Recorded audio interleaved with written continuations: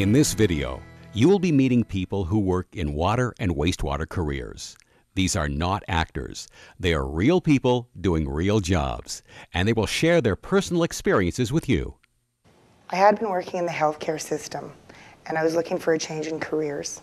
So I started investigating some of the programs that NAIT had to offer, and I became interested in the water and wastewater technician program. I've been in operations for, since 1986. Started in water, went to wastewater, and worked my way up. I started off as a guy who rolled out of high school looking for a job. This is the job I had. I have no formal training until this certification, and then all the rest of the courses you have to take. Before I got into the water industry, I was actually a landscape technician by trade. That's what I had actually went to school for. I started as a laborer and of course for the Public Works Department, which takes care of everything in town, our facilities. Water and wastewater was just one aspect of it. Went to college in Winnipeg at Red River College for hotel and restaurant management. And I did that for a few years. At that time there was only, I believe, maybe 13 level 3 operators in the whole of Alberta. Certification had just started, so they were just basically winding up and getting people into the training. A lot of people just take for granted that they turn on their tap and water comes out, and that they flush their toilet and the water goes away. There is a great deal involved with providing these services. It's in everybody's life, whether or not you're drinking it, you're bathing in it, you're using it for your cooking, your cleaning. It's part of your life. People don't sometimes realize how important it is until it's not there. And if it's not safe, and they do believe that it is, I mean, the outcome could be completely disastrous. After Walkerton, they started to realize people died because people didn't know what they were doing. I mean, technically they knew how to run the plant, but they didn't know the implications of what would happen if something went wrong. And after Walkerton, then they said, hold it here. We've got to be certified. We have to have certified operators across this country.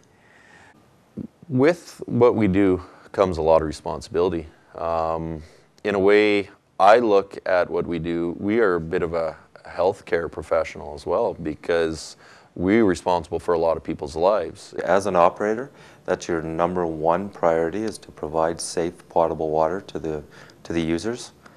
In our day-to-day procedures, we do record keeping, which involves documentation on a monthly basis for government divisions and agencies to make sure that water that we're using is being treated properly, and the waste from our treatment processes is being monitored and kept track of. Technology is how we almost run our business now. We're not the old pick and shovel. We can identify more problems in the water now. So now we have to, once the equipment can find more, we have to get rid of more problems with the water. There's all kinds of places where people can get water that's potable and safe to drink and whatnot to survive, but realistically not to the scale that we can provide it at. Things can change at any given moment. You could be going into work one day and have, a nice day planned, and you get a water break, or you get a clogged sewer, or something goes down in a lift station, and that changes the whole course of your day. Pump failures, I mean, there's just a number of things. There's mechanical failures, there's electrical failures, there's just a number of things that can come up. Something that could interrupt a normal day's operation, especially in a small town, is storms of any kind, accidents. Most of my staff are members of the fire department, so most of us are first responders. In our province, we from time to time get high amounts of rain, and we are a large agriculture-based area, and we are in the floodplain, so we do get high amounts of runoff. The Government of Canada has recently announced billions of dollars worth of funding to bring all the plants across the country up to standard. A lot of the plants across the country are getting old. The infrastructure in these plants is old, and it can't meet a lot of the new requirements. Part of the role for being responsible for the water and wastewater systems in a town, you have to maintain a budget, You have to plan for capital projects. And of course, there's ongoing preventative maintenance that you can increase the life of your system. To look after a lot of these assets, we work on preventative maintenance. We're checking this biannually, weekly, however. And working with engineers, we work on a life cycle of what these assets, how long they're expected to last. So the wastewater treatment and water treatment, it's now a profession. It's not just a job anymore. You can go in and work a plant. It's a profession. You have to know what you're doing. You have to understand the processes. You have to understand the implications of what you're sending out. When we're looking to hire people, education's a big thing. Openness, good communication skills, attention to detail within the process, willingness to learn, and flexibility, reliability. it's showing some ambition, and attendance is a huge thing. You don't want to be here, don't be here. You know, it's a simple question that you can answer yourself. If you don't want to be here, you carry on and go do what you want to do. They have to be punctual. They have to be very, very dependable. We can't have people that are here one day and gone the next. I look for someone that is good at problem solving, likes a new challenge every day. There's, in the water and wastewater field, things are constantly changing, and you got to be able to adapt. An individual has to be not only able to work alone, you have to be able to work as a team. There's getting to be less and less facilities where you're just a solo operator. The career of water and wastewater operator has many opportunities. Moving through the ranks is attainable as long as you want to do it.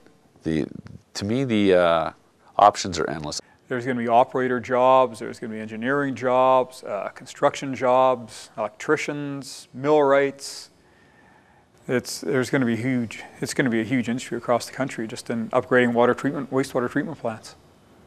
You can be part of the problem, you can be part of the solution, and if you decide you want to be part of the solution, there are a lot of opportunities. If you can do the job and you can do it well, the opportunities to move up are endless. Every place in the world, every industry, everybody uses water. So I mean, it's a great career to get into because first of all, there's lots of work. And you can go where you want to go in this business. They give you the opportunity to train while working in the field, so you're actually getting a paycheck when you're training. In a small town, it's difficult to keep the operators once you have them completely certified because the opportunities are out there for them to move on.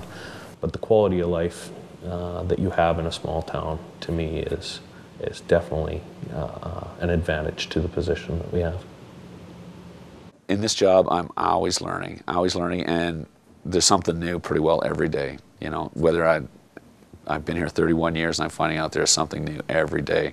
One of the reasons that I can say I love my job is the diversity of it and knowing that I'm providing an essential service and at the same time protecting the environment. If you think that you'd like to be a water and wastewater professional and you want to know more, then check out the online Career Center at the web listed at the end of this segment.